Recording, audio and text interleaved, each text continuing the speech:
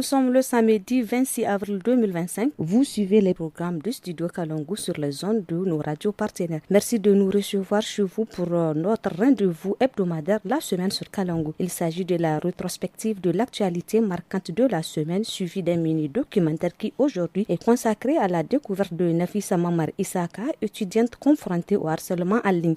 À la présentation, je suis Salamot Kadiri.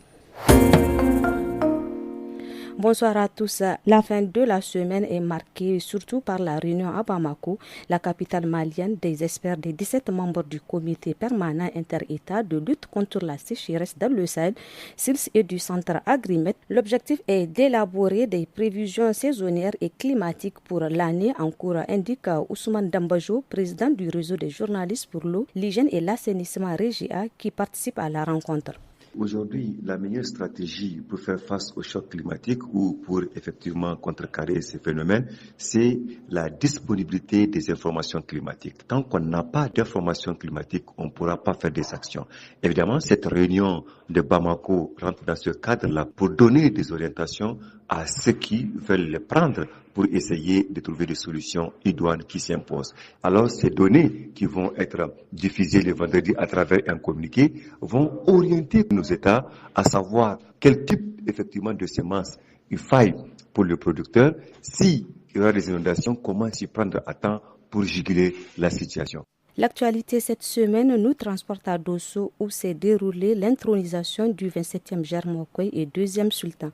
À l'occasion, je vous propose d'écouter la réaction de quelques habitants de la cité d'Ekoy.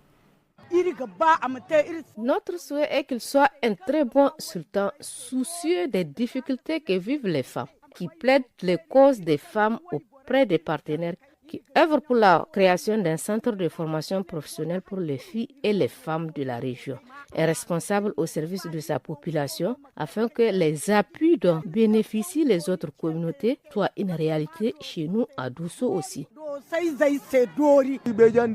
Nous avons surtout apprécié que cette cérémonie se soit déroulée en toute quiétude. Malgré le nombre élevé d'invités, l'ordre et la discipline a prévalu.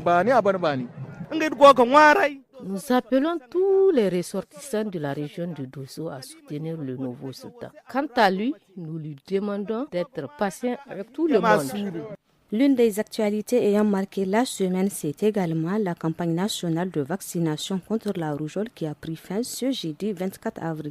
Selon Mme Nassirou Fatima, responsable du centre de santé intégré du quartier Rikazma, à la 4e journée de vaccination, c'est environ 75% de 6 000 enfants ciblés âgés de 9 à 59 mois ont déjà reçu leur dose de vaccin. À la date d'aujourd'hui, on a vacciné 4 445 enfants. Vraiment, il y a l'engouement parce qu'il y avait une épidémie de rougeole. On a eu à faire la campagne de vaccination pour la riposte. Mais comme l'épidémie persiste, on continue à recevoir aussi les cas de rougeole. Au sein du CSI même, on a eu une centaine de cas. Parce qu'on enregistre 5-10 cas par jour.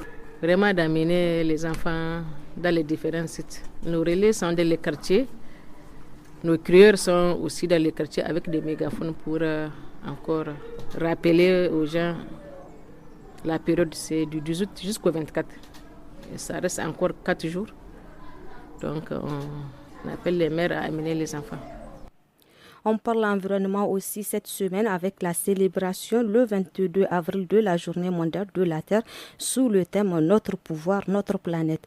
Une journée qui vise à sensibiliser la population sur l'importance de protéger la Terre à travers des pratiques saines, indique Adamou Oumarou, le président du conseil administratif de l'Association des jeunes volontaires pour l'environnement.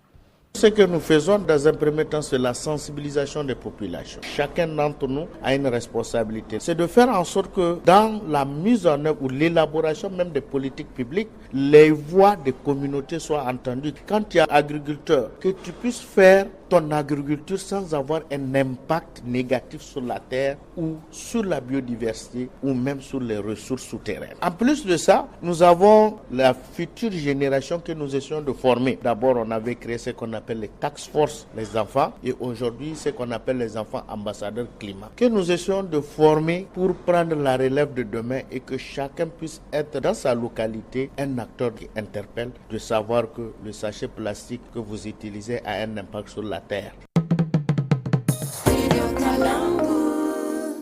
L'actualité a été marquée cette semaine par la disparition le lundi du pape François. Il s'est éteint à l'âge de 88 ans. Selon le Vatican, il est le 266e pape de l'Église catholique sous le nom de François depuis son élection le 13 mars 2013. Les fidèles se sont présentés vendredi dans la basilique Saint-Pierre de Rome pour rendre un dernier hommage au pape. Les funérailles ont été organisées ce matin en présence de milliers de personnes et de nombreux chefs d'État. Cette semaine a été également marquée par la célébration le 24 avril de la Concorde qui commémore la signature de l'accord de paix d'avril 1995 entre le gouvernement nigérien et l'organisation de la rébellion armée du nord du pays sur certaines bases. Amodi Arendisho, un ex-combattant de la résistance Touareg, nous parle aujourd'hui des engagements en faveur de la paix. Il y a quelques 4 points qui sont saillants sur lesquels les accords ont été signés il y a 30 ans de cela.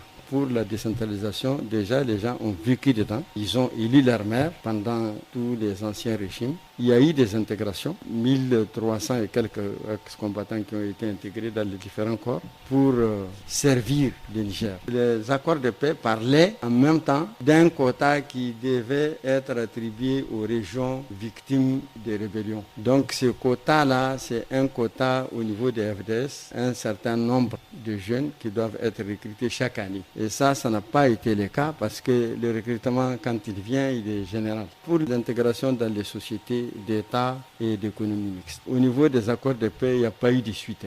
L'actualité sur Kalangou s'est intéressée aux témoignages de plusieurs migrants expulsés d'Algérie, dont des Nigériens. Ils sont arrivés samedi à Samaka, ville nigérienne située à une quinzaine de kilomètres de la frontière. Suivez leur réaction à leur arrivée à Agadez. Ils nous ont pourchassés et attrapés. Ils nous ont frappés et dépossédés de tous nos biens, argent et même montres. Tout celui qu'ils voient, ils le pourchassent et l'attrapent. Si on vous attrape, d'abord, on demande ta nationalité. Si tu es de nationalité nigérienne, malienne ou burkinabé. Et si tu es burkinabé, on te bastonne. Si tu es malien aussi, on te frappe, on te maltraite. Maintenant, nous, la seule chose qu'on cherche, c'est de trouver une solution pour sortir de cette situation. Ils ne font que nous bastonner, sans nous nourrir correctement. Nous ne voulons pas là-bas. Nous sommes allés pour travailler et gagner de quoi améliorer nos vies. Je n'ai même pas atteint ma destination lorsqu'ils m'ont attrapé puis rapatrié. J'ai aussi perdu le numéro de contact qui m'a été envoyé. En plus, je n'ai pas d'argent pour rentrer au village. À l'occasion hier de la journée mondiale de lutte contre le paludisme, le ministre de la Santé a tiré la sonnette d'alarme.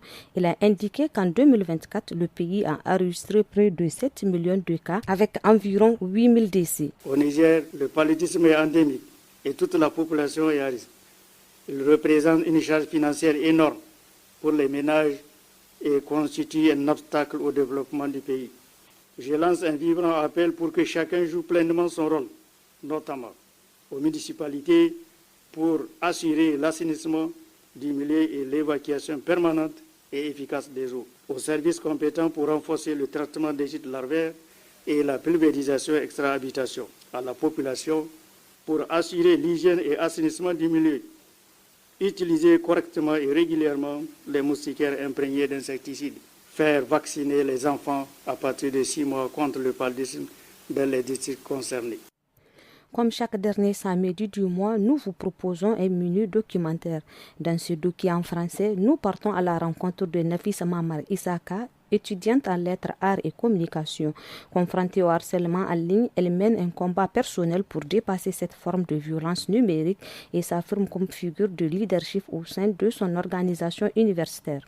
Dans un monde où le numérique façonne nos interactions, le cyberharcèlement reste une réalité, notamment pour les jeunes femmes qui cherchent à s'affirmer. Nafisa Mamar Isaka, étudiante en arts et communication, passionnée et engagée, ne fait pas exception. Victime de harcèlement en ligne, elle lutte pour surmonter cette intimidation et s'imposer comme leader au sein d'un syndicat d'étudiants dont elle fait partie. Mais une question se pose. Peut-on réellement atteindre le leadership après avoir été cyberharcelé? L'histoire de Nafisa soulève des enjeux cruciaux sur la résilience, l'empowerment et les défis auxquels font face ceux qui aspirent à diriger malgré les ombres du harcèlement. Plus de détails dans ce documentaire de Samira Rouafi et Nafisa Adamou Sirfo.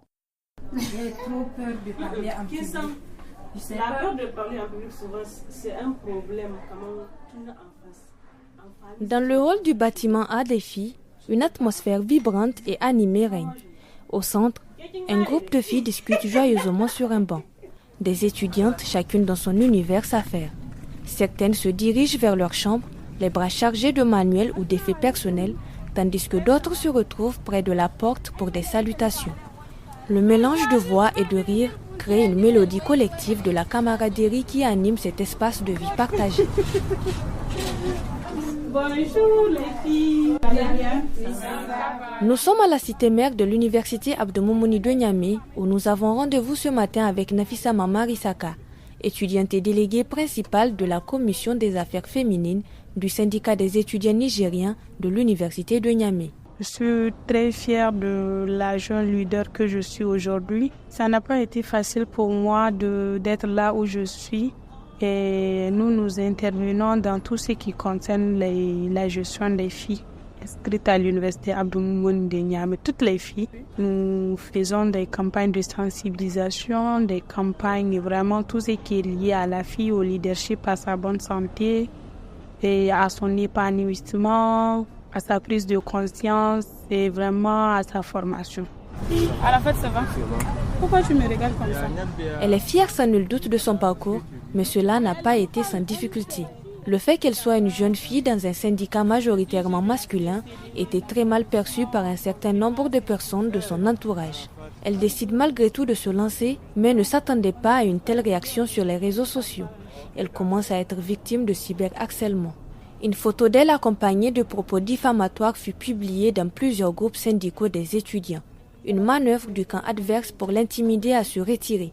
C'est avec un regard perdu qu'elle se rappelle de cet événement. C'est une photo de moi où je portais ce même habit-là, avec un foulard noir. C'est sur cette image, la personne l'a prise sur Facebook. C'est une image que j'ai une fois publiée sur Facebook. Et elle a écrit que cette fille que vous voyez a quitté son domicile familial pour un an.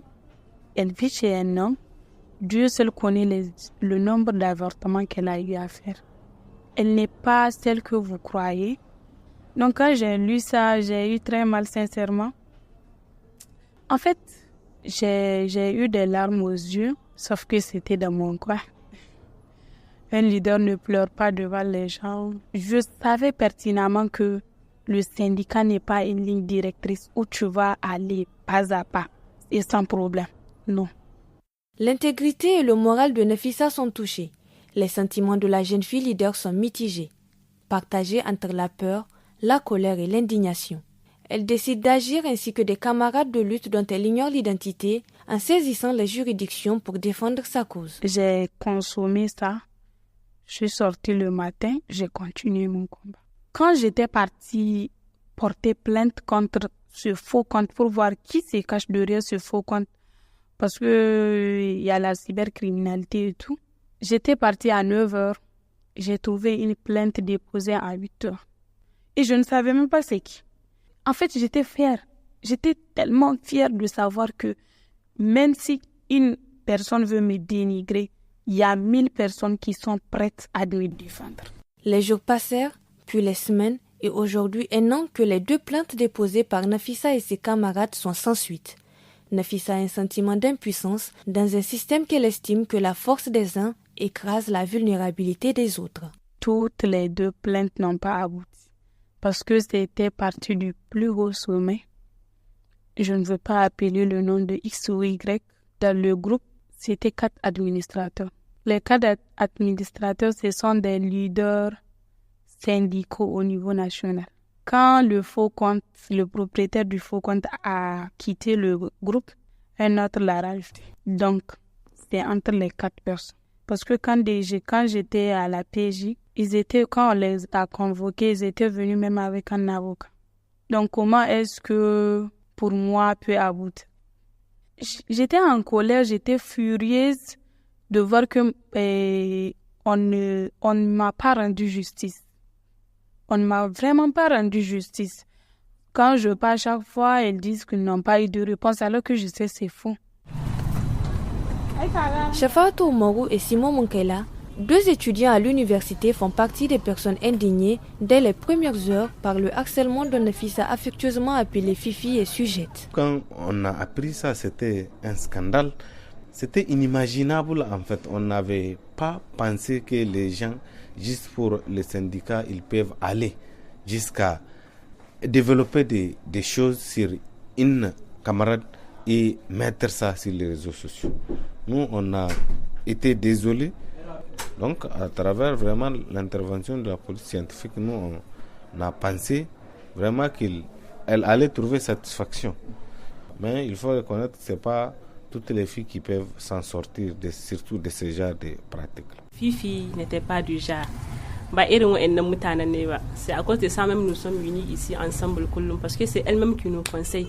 Ne faites pas ceci, ne faites pas cela. On a tendance à vivre ça sur les réseaux sociaux. Tu vas voir un gars, il va t'écrire le premier message, il va te demander le sexe ou bien il va t'envoyer des nudes comme ça. Les présumés coupables qui étaient à la base du harcèlement de Nafissa continuent de circuler librement malgré la loi sur la cybercriminalité au Niger qui, en vertu de son article 29, condamne toute personne reconnue coupable de diffamation ou d'injure par un moyen de communication électronique. Nafissa refuse de se laisser abattre face à cette situation. Elle comprend vite que c'est un appel à la lutte contre l'injustice qui l'appelle. Elle se lance dans la sensibilisation sur le cyberharcèlement au sein de l'université de Niamey. J'étais victime de harcèlement. Si une de vous a une fois été victime aussi, c'est l'occasion de parler de ça. Aujourd'hui, nous sommes à la salle de réunion du syndicat où Nafissa organise un mini-forum avec les jeunes filles de la cité universitaire. À travers ce type de rencontre, Nafissa a créé un espace où les voix des victimes peuvent se faire entendre pour que plus jamais aucune autre fille ne soit victime au point d'avoir peur de se lancer dans le monde syndical. De ne pas rester muette quand quelqu'un se fait harceler. À la rencontre d'aujourd'hui, Nafissa insiste sur le fait qu'il faut dénoncer toute forme de harcèlement. J'ai commencé à faire des conférences, à parler, à inviter des avocats à l'université pour parler de la question du harcèlement, de la cybercriminalité, pour que vraiment d'autres filles soient protégées, pour que les filles ne puissent pas avoir cette crainte, cette peur de s'engager syndicalement, pour que l'image que les gens ont du syndicat puisse changer. Bon, entre nous ça peut aller. Mais avec tout ça, non, mais ça c'est bon. On a commencé à parler. Ainsi, malgré les épreuves, Nafissa continue aujourd'hui sa lutte avec une détermination renouvelée. Elle savait que le chemin serait long et semé d'embûches. Mais elle était prête à avancer pas à pas pour un avenir meilleur pour tous. Le syndicat est une école en part pour se faire, mais non pour aller se faire harceler. Face à tout ce que j'ai vécu et ce que je continue à vivre, je suis vraiment très fière de la personne que je suis en train de devenir. On ne devient pas leader comme ça, c'est le sacrifice, c'est le prix à payer. La voix, autrefois étouffée par la peur, résonne désormais avec force et clarté, unissant ceux qui aspirent à un changement. Ainsi s'achève la semaine sur Kalango en français. Restez pour la suite en langue nationale. Excellent week-end à tous. Bye bye. Auditeurs et auditrices du Studio Kalangu, à partir de ce lundi 3 mars 2025, le programme de Studio Kalangu passera à 1 heure de diffusion de 17h à 18h. 1 heure de contenu riche et varié, 1 heure pendant laquelle vous aurez l'émission Le Niger sur Kalangu, des informations en 5 langues, un magazine hebdomadaire, un forum hebdomadaire, l'émission des jeunes tous à la fada les dimanches et un documentaire radio mensuel les samedis. Studio Kalangu au rythme du Niger.